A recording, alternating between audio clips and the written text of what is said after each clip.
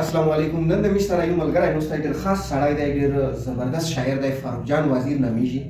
فاروق جان وزیر سپیشل مونن دغه پروډکشن ولای دی. مو ریکوست ورته وکړه چې دا یو ریکارډینګ خو خامخا خدای علاقې په باره شی او دغه په باره شی د شاعري کو یو غزل خلی مور د چې مشته پیش کې خپل لیکلای دی او دا غزل چې صرف مشته پیش کیدای. شاه فاروق جان وزیر تاسو ته مې قاعده کوي. ډاکټر صاحب خو ته ډېره مننه او دا نوسته چې کوم د هغه خلک چې مش په شیشه ویني د هغه ډېره مننه. یقینا مش دا سرفاز نشته چې تو شکریا پیدا کړي. خو دوه شعرونه زړه دي وی چې په داسې وخت کې چې نفرت دومره په زور روان وي، په داسې وخت کې بد مینې د رشتو څه حال وي. دلته خو ویر دی ورور وژنې دي کنا فاروقه، دلته خو ویر دی ورور وژنې دي کنا فاروقه، د مرګه بده به چې بیا د پښتنو څه حال وي.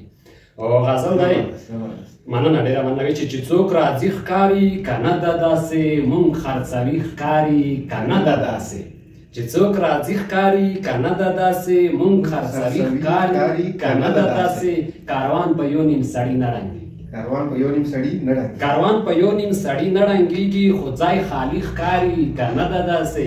او ماته زما د قام په خلکو کې هم ماته زما د کام په خلکو کې هم د اتفاقي ښکاري که نه ده داسې. او چاته غلطه کیسه زور ورکوي، چاته غلطه کیسه زور ورکوي، چاته صحیح ښکاري که نه ده داسې.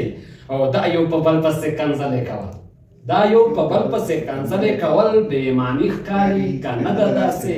او ماته د دې تماشې هر څه شاته، ماته د دې تماشې هر څه شاته یوه پالیسي ښکاري که نه ده داسې. مننه.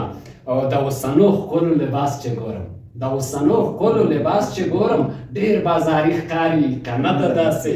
او دنیا فاني ده فاروق جان وزیره، دنیا فاني ده فاروق جان وزیره، هر شی ارزي ښکاري که نه ده داسې، هر شی ارزي ښکاري که نه ده داسې.